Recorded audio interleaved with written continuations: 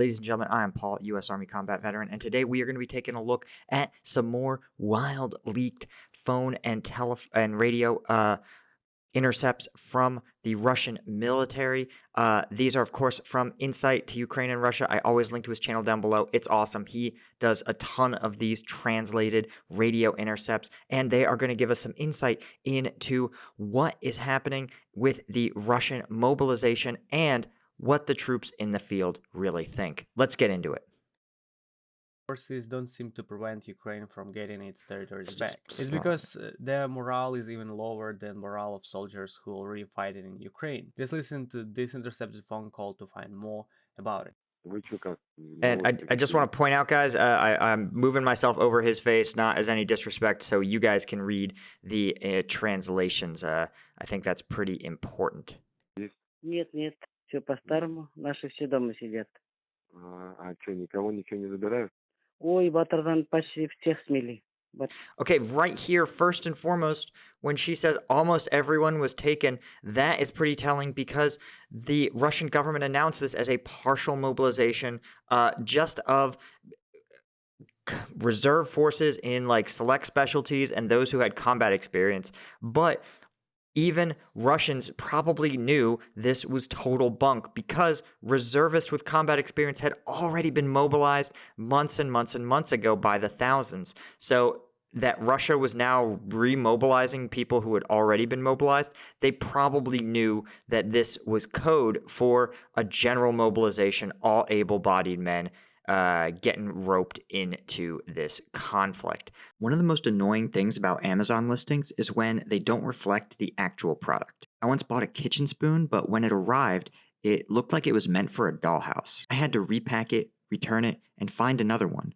But when I ordered that one, it arrived, it was half the size of a normal kitchen spoon. These issues feel more and more common. That's why I wanted to talk about today's sponsor, Cultivate. Cultivate is a free browser extension bringing transparency to consumers as they shop on Amazon by displaying brand, manufacturer, and product information, while also showing local stores where shoppers can get the same product, often at a better price and with same-day pickup. It lets you support community brick-and-mortar stores, local workers and business owners, while getting better prices. Cultivate is free and easy to use. Just click my link in the description or go to wecultivate.us, download the browser extension, sign in, and then visit Amazon to see local alternatives to Amazon listings. Cultivate prices are on average 30% lower than Amazon, and Cultivate allows you to build reward points that you can contribute to the charity of your choice, allowing you to support your community even more. Save money, support local businesses, download the Cultivate extension from the link in the description for free today. That's why as soon as it was announced, you saw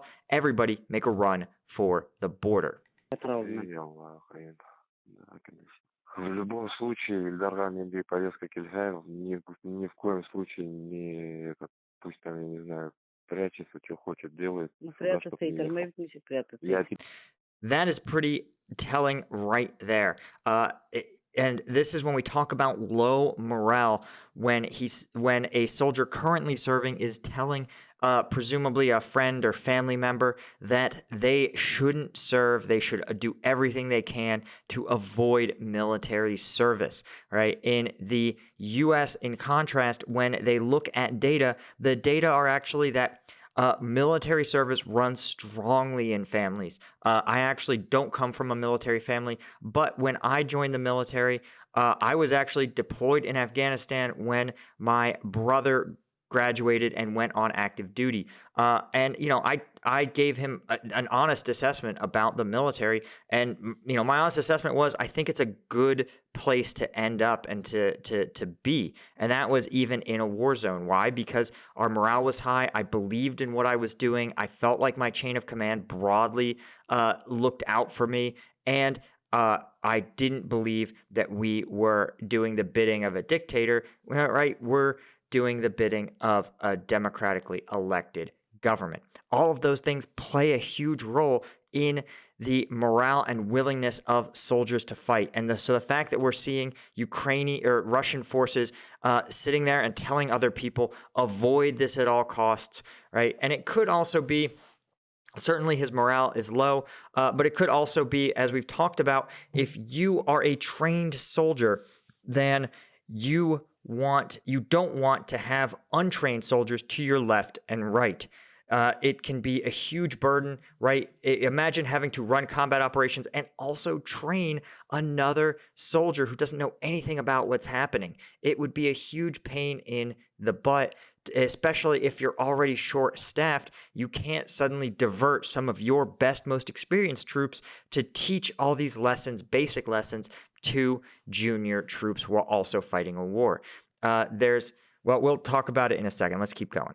Тебе говорю сюда, чтоб не ехал. Вот пусть хоть что делает.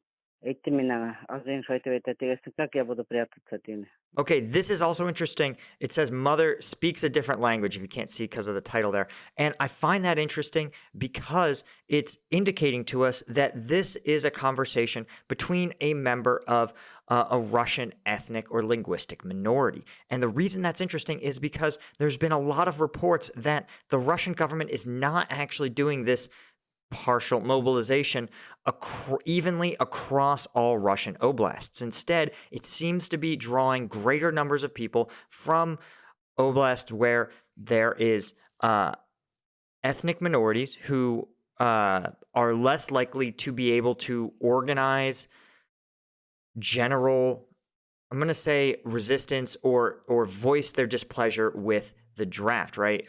As we see here, right? If this mother struggles to communicate in Russian, she's definitely not going to have a viral post on social media. She's definitely not going to be able to get interviewed on Russian TV or on a Russian YouTube channel. And generally, ethnic minorities in Russia live in less developed areas. And so oftentimes, this is true in a lot of countries. Those areas with more limited economic opportunity are stronger and better able to recruit into the military.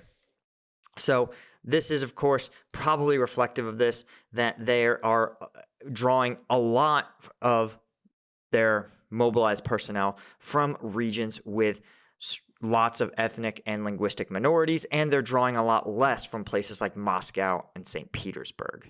Ну, как хочет, пусть, я не знаю, хоть страну меняет, без разницы, сюда пускай не едет. На границе Грузии, там, не знаю, что творится, люди бегут. Пусть любые выходы находят, чтобы сюда не ехал. Попробую еще раз, это Парагман. Да. Ну, это Парагман, может, по здоровью что-нибудь найдет. Да, пусть думает сразу, заранее, не когда уже придет время, а Yeah, this is also just sort of interesting that the soldier is actually giving him advice on how, or giving his mother advice on what to tell. Maybe his brother is what it sounds like, or a friend or a cousin, giving him advice on how to avoid military service, and that encouraging him to say, hey, think ahead, how to stay ahead of the bureaucracy, right? This is someone who understands that the Russian bureaucracy is a slow, kind of lumbering beast. As we saw, right, the people that got to Georgia within 24 hours of the mobilization or got to the border, they seemed to do the best. And then slowly the Russian bureaucracy responded by closing the border, instituting recruitment offices at the border, and so he's trying to tell them, hey, you cannot wait for things to happen to you. You have to be proactive, which is honestly probably just good brotherly advice. Поняла. У него там по здоровью тоже плохо, там и сердце у него, и печень там, и чуть. Так, что еще? Ну, вроде все, мам, ну, живой-здоровый. Эти 3 дня вообще тяжелые были, да, что-то тогда прям вообще... Yeah, so this was probably Intercepts. This video came out last week, so like October 7th or 8th, and this is probably a few days old when he was looking at it, so probably early October. But it's telling that even now, right when the general mobilization is out, they think that serious health problems will preclude them. But as we've seen, there's a lot of reports that people with very serious health problems are still getting mobilized. Не буду подробности рассказывать. Раненых много. До этого вообще каждый день там пачками увозили. Сейчас в окопах в основном сидим. Okay, this last part I thought was a really interesting insight. He says, now we mostly stay in trenches. That is an indicator, as we've talked about, that the Russian strategy may have to shift. And slowly, very slowly, the Russians are coming to the revelation that they just don't have the combat power any longer to achieve gains, to come out of their trenches and go on the attack. And Instead, they are just primarily digging themselves in, trying to make it as hard as possible for Ukrainian forces to push them out of territory. This is a transition strategy that if Russia was a little more organized, you would see them order their current troops to dig in, hold the line, and take advantage of the slowing pace of combat operations in the winter in order to train up their conscripts and get trained, properly ready troops to the front line for some sort of like spring counteroffensive. But as we know, the Russian command and control is broken pretty badly, and the political machine's ability to actually set an intention and follow through on it is almost frighteningly limited. Я дам еще там Юграм. Ну вот оно ручкой алдың да, я вот записывай. Береслав, Херсонская область. А мы, 72-я бригада, пиши, прикомандированные к 69-й бригаде. 69-й. Позади нас деревня Красносельская. So it's interesting. He says we're with the 72nd Brigade, seconded to the 69th. Now, seconded may be a term in the U.S. parlance. We would call it OPCON or ADCON. This is describing the relationship between two units in terms of control. For example, OPCON means operationally controlled by a different unit. So a good example would be when I was deployed, right? We deployed as a military police company, but we were ADCON to the 1st Brigade of the 101st Airborne. And so we were ADCON and OPCON to 1st Brigade 101st. I guess that's attached, right? That in NATO parlance, we would call that attached. And that meant that they had OPCON, operational control of our unit, which meant they could assign us to missions, right? And dictate how we were used on the battlefield. And they were ADCON, which meant they had administrative control of our unit. So things like promotion packets, awards, assigning new soldiers, those were all also the responsibility of 1st Brigade 101st. And here they're probably using seconded to mean attached, which would mean that for one reason or another, this brigade has been attached to a different brigade. Now, again, I don't know the Russian military, but in the U.S., generally, you attach subordinate units. Like we were a company that was attached to a battalion. So for a brigade to get attached to another brigade, it would mean that one of those is very, very, very under strength and is more like a battalion. Okay, the village of Krasnoselitsky is behind us. I just want to point out, I looked this up. Krasnoselitsky is right here if you look in the Kherson region, and it makes sense. Here's a Russian headquarters. The 111th Separate Assault Brigade is what's tagged there. Apologies for that. We just kind of had things zoom out. There you go, Krasnoselitsky. And let's see if we can find one of his forces. There's known to be an artillery brigade, 34th, 126th, Coastal Defense Brigade. Jeez, guys. So it's probably that Krasnoselitsky is the headquarters. He's probably was probably deployed somewhere around here. And as we've talked about, this makes sense because the Ukrainian forces had this major breakthrough here, seized all this territory, and the Russians, things have kind of been a little more stable since then, and it makes sense that the Russians would be ordered simply to remain in their trenches. This is exactly what they probably need to do, given the scale of the losses they've experienced up until this point. So it makes sense that if we back things up a week ago, right, we're backing things up, you can see that, again, a week ago, even a little more, the lines were stabilized right about here, right? Things have had minimal changes since about the 5th of October, for 9 days, right? And even now, right, Ukrainian forces continue to kind of push to the side here. They're trying to break the lines, but Russian forces are just sort of dug in and sitting around waiting, though, as he's discussed, at tremendous cost. Красносельская. Да, мы на передке 1,5 километра у нас. Он хотел служить, это он офицер. Ладно, Он ладно. хочет тебя найти, Киим хоть берега. Напиши позывной, Батыр, пиши. Вот. А у командира позывной Дон. Вот через... Okay, interesting. So she may be saying that, hey, there's a friend who wants to advocate for you. Why do I say this? Because he is giving an informal way of identifying himself. He's providing, right, the formal way to track him. But if he didn't want to be found, he would give something other than like a call sign, Bater, and the commander's call sign, Don. And the fact that they switched languages, I suspect would be like, hey, here's this officer from your village who speaks our language, and he wants to find you maybe to try to help you out, to try to hook you up.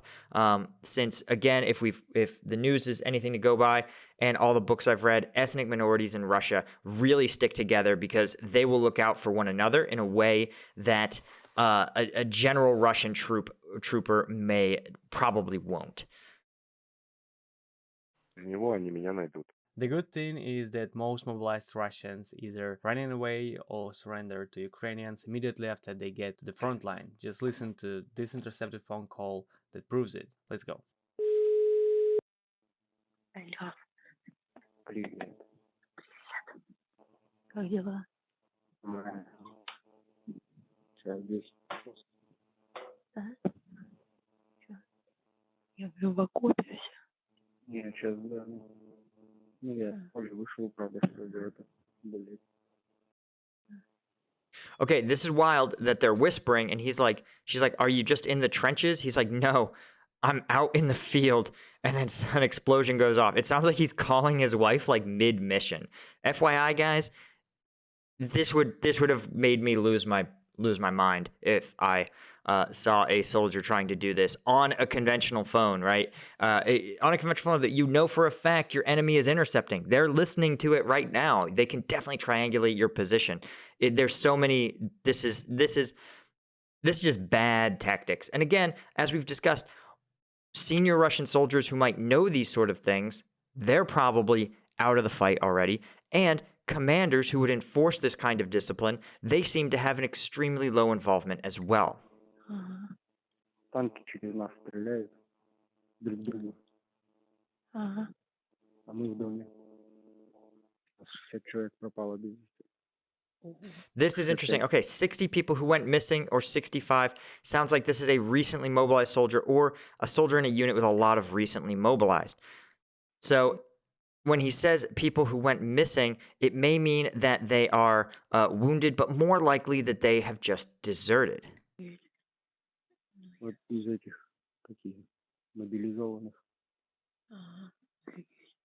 только приехали и на второй день пропали. Yep, they just arrived and the next day disappeared. I mean, chances are, again, the complete insanity of deploying civilians to the battlefield, handing them uniforms and expecting them to fight and function as soldiers is pretty preposterous. And I really suspect that they probably changed out of their Russian uniforms as fast as possible and hopefully either tried to beat feet back to Russia or surrendered to Ukrainian forces. Again, as we've talked about, it seems like Ukrainian forces are probably, as a condition of receiving Western aid, expected to comply with law of war requirements. So I suspect that these guys will probably imagine they're going to get treated a lot better by Ukrainian forces than Russian forces. The Geneva Convention requires that in terms of food and medical care, POWs, captured enemy soldiers, are to be treated at the same basic standard as your own troops. So if your own troops, of course, receive 3 MREs a day, then captured troops will also receive 3 MREs a day. There's some regulations about how medical care is provided, but broadly you should receive the same standard of medical care. And if Russian conscripts believe that, especially as we've talked about, the Russian military can be a vicious place for a young conscript. There's not really that band of brothers tradition that we have in the West. And so it would make sense that with an incompetent command, a frightening level of casualties, a complete absence of training, that the rational decision would honestly be to surrender to Ukrainian forces. And here's the interesting point. This was actually, I have to shout out someone in the comments who pointed this out of a previous video. He pointed out that the best way, in some ways, that these forces can contribute to the war is actually surrendering, because when you surrender, Ukrainian forces have to stop what they're doing and process you, right? They have to get your name, your documentation, search you, get any intelligence, bring you to a rear area where other forces will continue to bring you back to a detention or holding site. It actually, in the first and second Iraq War, during the initial invasion, U.S. forces actually found that they were incredibly burdened. It was a huge drain on troops to process the number of Iraqi military personnel who were surrendering.